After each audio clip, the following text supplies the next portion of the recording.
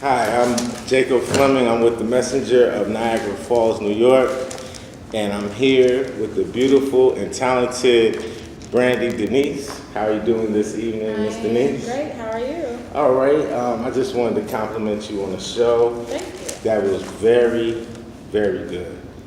I mean, very good. That was one. I was really surprised. Not so much because of anything other than the cleverness.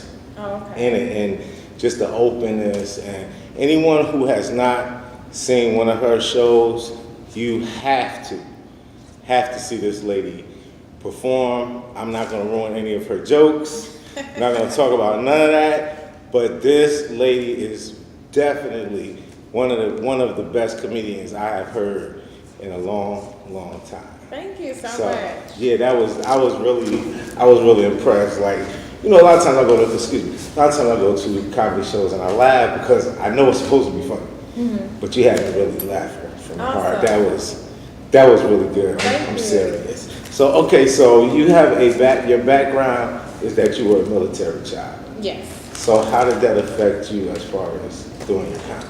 I think that just traveling to different places with my family just kind of created a kind of an atmosphere where I was just used to meeting new people and adapting to different type of environments. So I think it helped me on stage a lot, just being comfortable with myself.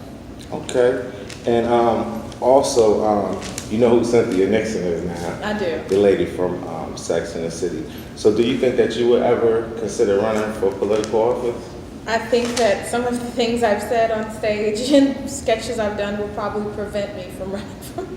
Well, I beg to differ because of who's in office now. Hey. Okay, and so now, what was one of your most difficult challenges? Just as far as growing up or getting into comedy, or just one of your difficult challenges in life? Getting into comedy, I guess the most difficult part was, just bombing, not doing well, and learning from it, and taking, sometimes you just have a really, really bad night, but you still gotta go and do it again. Right, yeah, like they say, you fall off the horse and keep on going. Okay, so now, what's one word that describes yourself?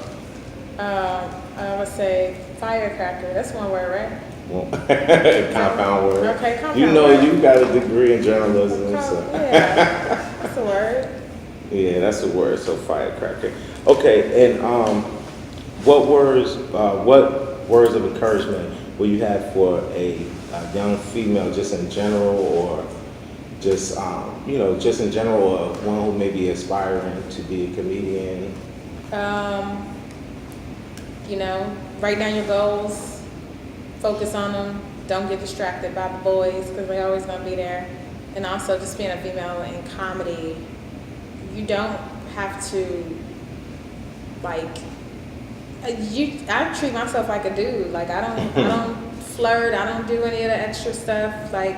You gonna give me a deposit just like they gonna give me a deposit. We gonna do a contract. Ain't no deals. Ain't no shortcuts. You gotta kind of be stern and mean what you say.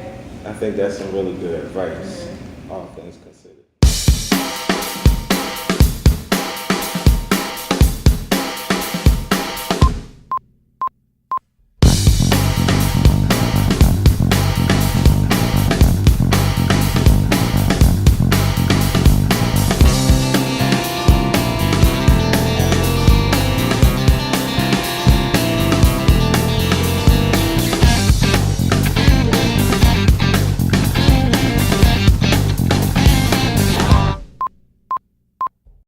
Okay, and when you were younger, what made you want to do comedy? Or when you got older, or at some point, what was it that triggered you and said, you know what, I think I want to do this comedy thing? I think I had always been into performing. I started performing when I was 5 or 6, singing, gymnastics, pageants. I was always on stage.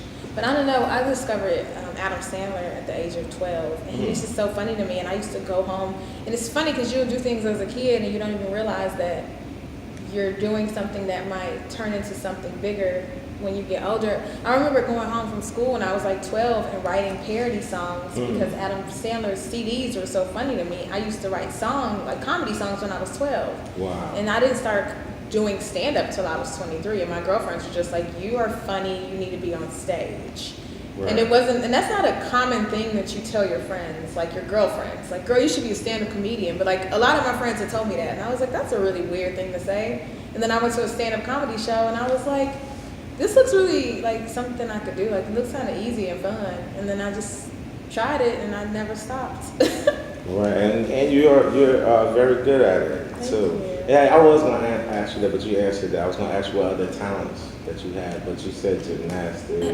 Sing a little, sing a You little. sang a little? Sing a little. Yeah. Not really gymnastics. I did that for it was a very short-lived gymnastics career. But yeah, I love to sing. Karaoke's like my favorite thing to do. So. Oh, really? Yeah. You're probably pretty good at it, right?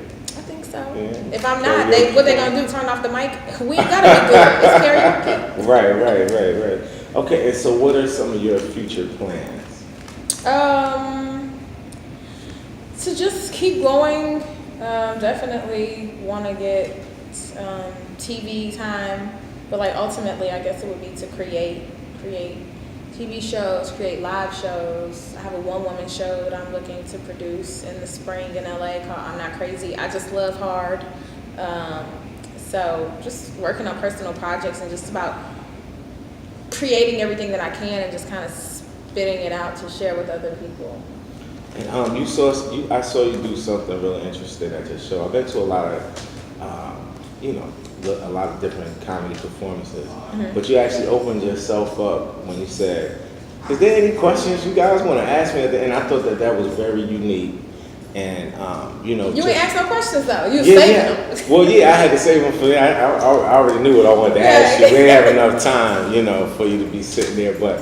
But I thought that was really unique, and then it did seem like you had a level of care by asking it. Like, well, is there anything you guys want to ask me, or whatever? So is that do you do that at all? You know what? Or is This is this is my first college tour, and I've just started, and it's like every school that I go to, I'm like, what do I want to do different? What do I want to add?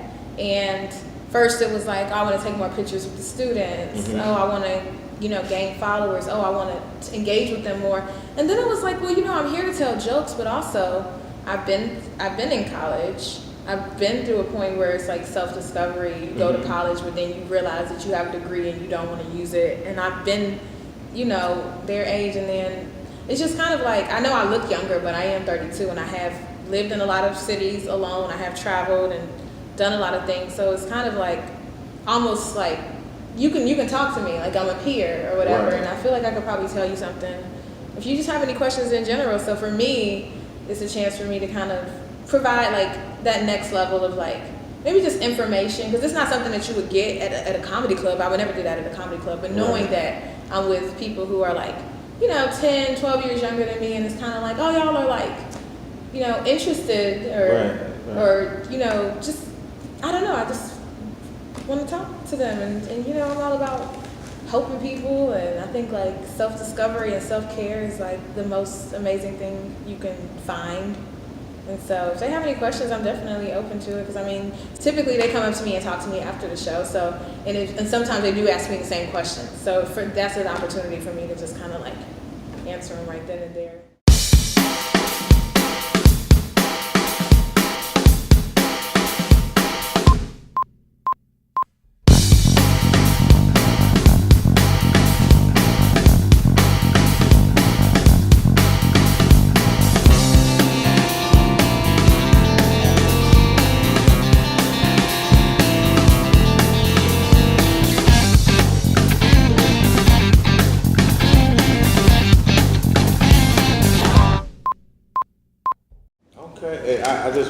I just really want to say that was one of the best shows that I've seen. Thank you. Because it was just like, you wasn't trying to be funny, you didn't overdo it.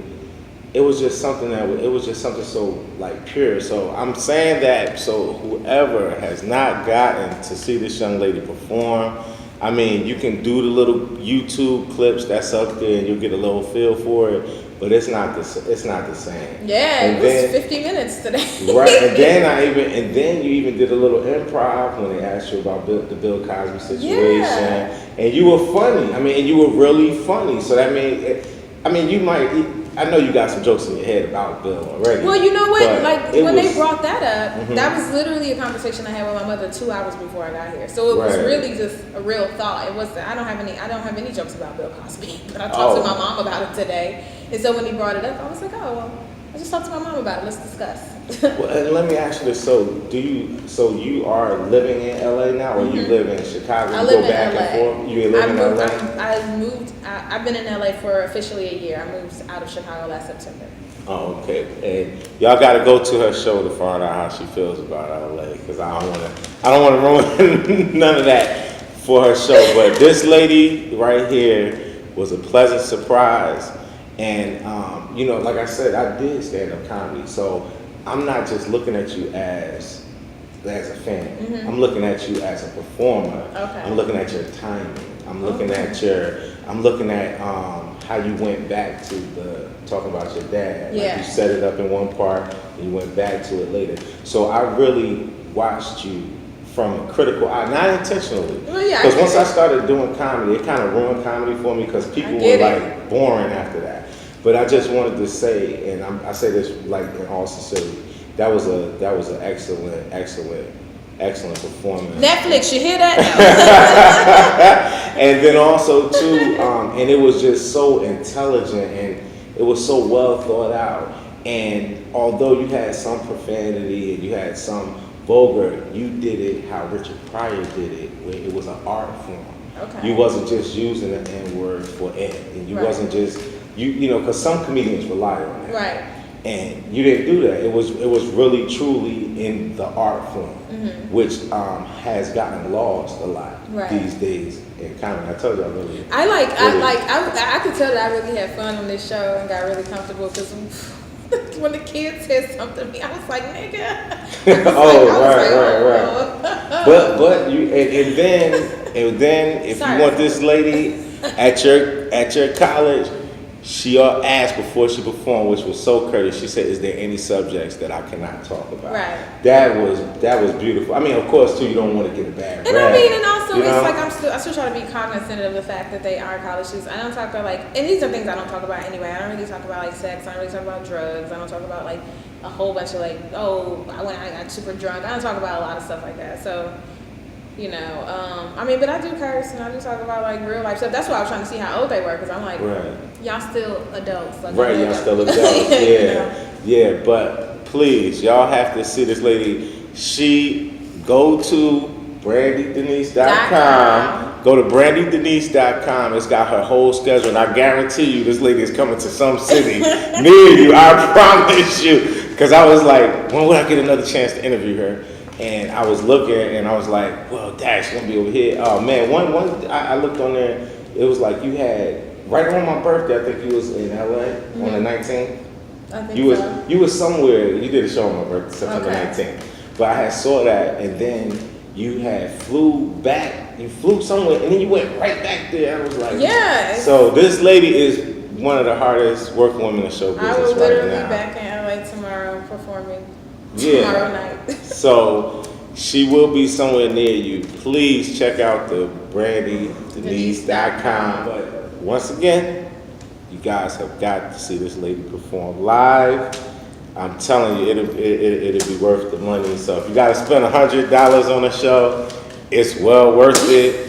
Please go to Instagram. LOL Brandi Denise. LOL I'll let you tell me. LOL Brandi Denise on Instagram. We got to get her 150,000 followers so she can get a TV show. 150,000, right? 150,000. So I'm sure that way we can get 20. Right. So anyway, it was great. I thank you again. All right, and you have a wonderful day and have a safe trip. Thank you for coming out and filming it. I have a safe trip.